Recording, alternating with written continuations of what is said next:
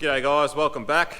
This is the same day as the last video, but I just thought I'd start off today because Rex this afternoon after I leave is going to muzz around. He's going to have a muzz. Nah, he's going to mess around with actually doing the bumper and trim paint on the boot garnish and all the little trims and stuff that he has to paint. So I just wanted to give you a look at the before, because tomorrow in the morning after it's been painted I'll show you the after. So I figured everyone would want to know what they look like before they got painted and then after, and then see what product we are using so that they may replicate said activity. So anyway, this is the before on the boot garnish. It is very dusty, it's got overspray and a bit of stuff on it, but you can see what it looks like where it's just that classic old plastic, just dated, sort of faded. All 31s sort of, they all look like this. Same with this boot garnish, it's just the chrome's coming off. It's just, again, it's that sort of dated looking, aged, black plastic. Just not very nice. So, Rex is going to prep them up and paint them with, where is it, Rex? Ah. And he is going to blow some coats of this Moto Spray Bumper Black. So it's just like a flat bumper spray. It is formulated to go onto bumpers, so it is made to still to actually eat in and bite into plastics. And it's made to be a bit flexible too. Oh yeah, so it doesn't crack. Yeah, yep. Yeah. So that's what I did. Those front plastic trims that go. Oh, okay. All that stuff's all done in that. Yeah, right. Oh, so that's the finish of it then. Well, we can't show you because it's wrapped in plastic, but Rex has actually done the window washer thing. This here, you can see that. That's the finish on it. Yeah, that looks quite good. It's just a flat black to tidy it up. Yep. So just sort of obviously not that they don't look that great the way these garnishes are, but when you're going to be looking at putting a 20-year-old dated plastic faded garnish on a car that is all fresh paint otherwise, it's definitely going to look out of place. You're going to see it. So just figure I'd give you this intro today. You can see what they look like before, and in the morning we'll catch up and I'll show you what they look like after. Rightio guys, it is obviously morning now, and look at that. Look at how good this car looks. Just look at it. Just look at that. So I'm definitely going to have to get this thing sorted today and get it out of my sight. Otherwise I'm going to keep looking at it and want to cry every day. I really don't want to sell it. But anyway. So Rex worked pretty hard getting his whole rear end pretty much back together last night. So he got his trims painted. So I'll show you what they look like with that bumper paint, which is awesome. And he also got pretty much all the tail lights, the boot, all the garnish back together. So the rear end of the car is essentially back together now. You ready? Ready for this? Looks pretty sick. Boom. Clean. So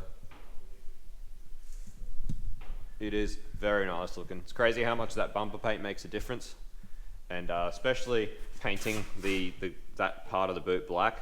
Not really necessary because you literally can't see it once there's a number plate there, but without a number plate on it actually looks just so much better having black through there instead of white, which is pretty much the same effect that's going to be on the top of the doors and the window frames. So you can see how much better that garnish looks with that bumper paint.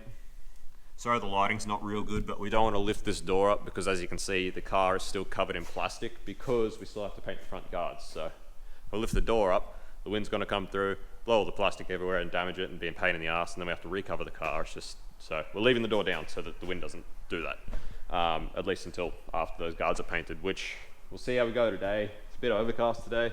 It's not really, it's a bit much moisture around and probably not quite warm enough. Not the perfect painting conditions, but we'll see how we go. But yeah, you can see how absolutely awesome that back end looks all together. And it's a really good indication of how good this car is going to look once it's all actually put back together. So, very excited for it. We've got the bonnet just sitting on here as well, which you would have seen the other day. But even just having the bonnet sitting on it, it's probably hard to see on camera because of the plastic. Bit easier to see it through the plastic in IRL, but yeah, it looks awesome. So today's job, as we said earlier in the video, start getting these doors back together. So they have sort of had long enough now to sort of, tack off. This black's gone off, so time now to start getting the glass back in, get these doors back together, Get the door handles and stuff on them. I don't know if Rex has painted the door handles yet, actually. So I have to do that today as well, paint those door handles. But yeah, once these doors are back together and they got glass in them, we can hang them back on the car, which will be an awesome little step as well. That'll be nice to see what it looks like with the doors on. And in the meantime, I have to start working on moving a lot of this stuff. So we got engine room coming out on Sunday, which was part of the deal of all the stuff we bought. So finally going to have a sealed engine room again. It is going to go at the moment pretty much right here where all this pallet racking and stuff is. So that's why last week I moved all the furniture that was here, which is just our furniture that we were storing. So I moved that out of the way. This is mostly just Dad's stuff, just our Holden things. And the reason we obviously put all this here is because we had planned to start turning over a few of our Holden utes and start actually doing them and selling them. So a little bit of backstory there. Like, we've got a couple of 308 combos, like 308 Trimatic combos, 308 Turbo 400 combos. We've got a small block combo as well. And obviously plenty of Holden utes lying around. So the plan was always to use what we got, build a couple of utes with like tough little 308 combos. One of our 308 combo there has got like yellow terra heads and oversized valves. It's actually quite a tough little 308. And sort of just start getting them out the door and selling them off and get some money back in. But obviously with buying all this stuff and what we've been doing over the past couple of months, we've just been flat out. We haven't had a chance to do that. And now we're getting to the point where we're going to need to use this workspace for customer work more so than trying to do our own sort of utes and that. So we are planning to still do those utes in our downtime when we have, quiet days and stuff. We will start working at doing them. But for now, we need all this stuff going so that the engine room and stuff can go here. So I've got to work on moving all this stuff out, probably down next to the container or something. We want to remove this pallet racking as well, just because having this wall between the two bays is not really working. It's a bit of a pain. It sort of comes out too far, protrudes too far, it's too close to the hoist, you can't get enough stuff between there, it's just a pain in the bum. So this pallet racking is going, that pallet racking is going, so all the stuff inherently on both the pallet rackings is going, and that way we're going to move all of this stuff as well, which will probably come over to this side. Dyno's going to go here, engine room's going to come here and come out to about level with the personal door there. So yeah, we've got heaps of stuff to move. So today's Friday, and the engine room's coming out on Sunday to be put back up. So fair bit that we have to sort of organise and try and move. And then obviously I want to do polish and cut and polish on my car. But the thing is, obviously the sun rises over the back there. No, sun rises over the front.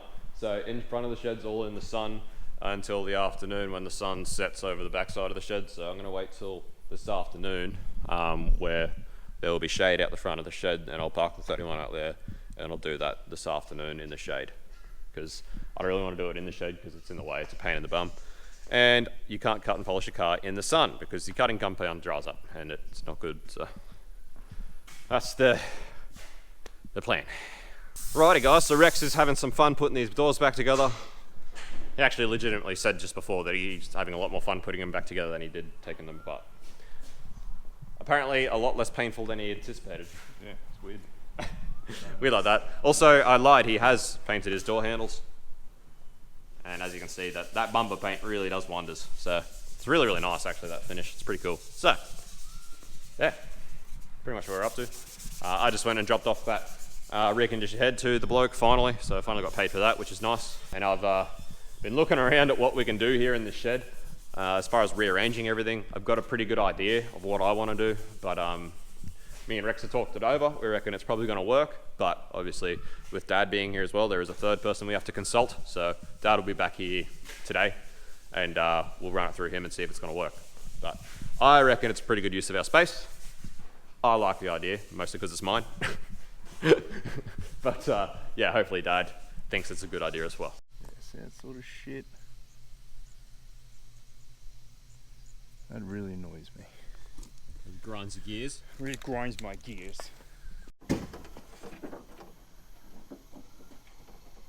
And I don't know why I'm still surprised when these things go back together on this car and look this good, but I still am every time. Dumb car is dumb. Just sell the nicest car I've ever built. I mean, it's not perfect, but damn. For track car. For a it's track pretty car, damn it's close. pretty out of control, For a really. track car and an interior that we managed to get out of a $100 car. I think we did pretty damn good. So, if the rest of the doors come together this well, God, it's going to be nice inside. It's almost going to be a shame to put those faded SAS seats in it. Yeah, I Like know. that, they're going to be the worst part of the look, whole interior. I'm not buying new seats for it. I'll draw the line at that. Well, I've got that set of Sparkos up there, which are Ah, they're probably a bit nicer. Oh, fine, put them in it. I don't know, it's just that the SASs are just like, it's just that fade. You're going to notice it because they're going to be the only weathered looking thing in the whole interior almost. These weathered ass old seats. I don't know. We'll get the door cards in, we'll sit them in there and have a look. Because yeah, I've got those two Sparkos up there, which I don't think I'll ever use because I don't really like how they feel. So you sit real high, which for me I don't like. I like being real low like a Formula 1 driver. Yeah, it's because you can't sit high. You're like, Yeah, exactly, because I'm tall. that's why you like sunroofs, isn't it? You're like a draft going down the road, just stick your head through the roof. Yeah, pretty much. Alright, so just some outside trims to throw on. And we have one complete door out of 4. It's going to be a long day.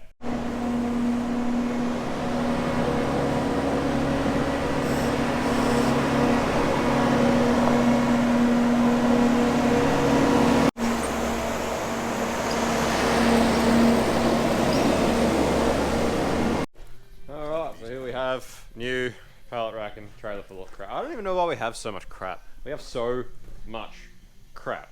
This is all just holding stuff pretty much. It's so tiring doing this stuff, just moving things. Rightio, and all of our trash is now slightly more organised trash. Shouldn't say that, it's not really trash. All this old stuff is worth a lot of money and worth keeping. It's just a massive pain in the dick to have it all. Anyway, now I can move my trailer again, move the HJ back in, and continue cleaning up where that pallet racking was, ready for the engine room. Alrighty, big remodel. Everything's moved around, as you can see. The bed and everything has gone upstairs. You know, all that got moved out to next to the container. So yeah, this is pretty much where the engine room is going to be, this area. We've got to move all these batteries outside and cover them up. They will just go outside. Obviously, we didn't do that now. But the engine room is going to come to around about sort of this area. So it's going to cover that door a little bit. That's why we opened that up so you can still walk through. We're going to leave a little bit of an air gap at the back of the room. Instead of setting it back from that wall, we decided to set it off this wall. Leaves a little bit of an air gap, and there is an air conditioning unit, obviously, that has to be attached to the room, so it leaves room for that. So you'll still be able to walk up here if you need to. You shouldn't need to, but just to clean and stuff, you'll still be able to walk up and down. So it's going to be engine room from about here to about here. It's going to encroach on that plastic about another 300 mil, and it'll go across to sort of pretty much here. So in line with that pole, pretty much. So that's going to be the engine room, which is going to be good. Like I said, like I've said, it is a semi-permanent solution for now, until obviously we extend the shed. But it's the best use of this space underneath the mezzanine. We store our crap outside, so not out, it's still undercover, but just out of the shed. Try and set the shed up as more of a workshop only, rather than storage for all our crap. Is the plan, what we're trying to get at. But anyway, yeah, haven't moved this yet because obviously a lot of the stuff's still got to go back to the car, and that's not going to encroach on us getting this room in place at the moment.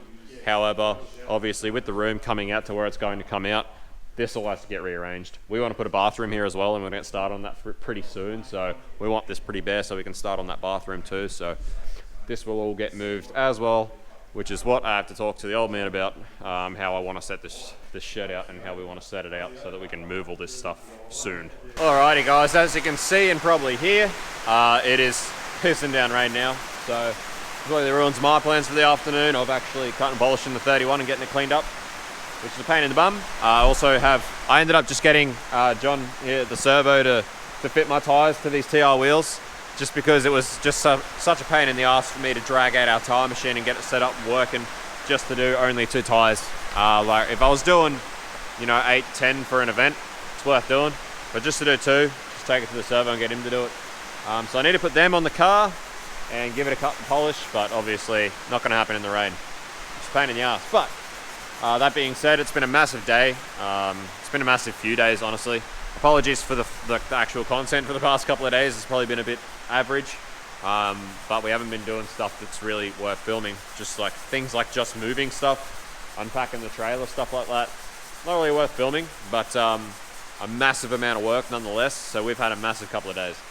So honestly, after moving all that stuff, I don't even really feel like doing a cut and polish. I am feeling it today.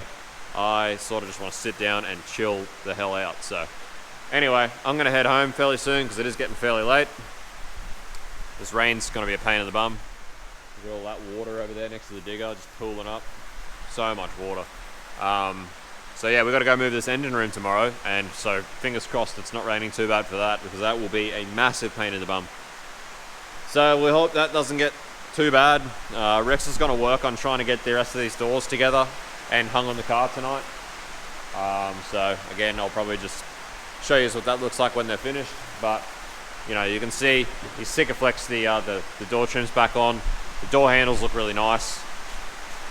So the whole thing's just going to look really, really nice. So really, really excited to see this thing finished and out in the sun. I think it's going to be so good.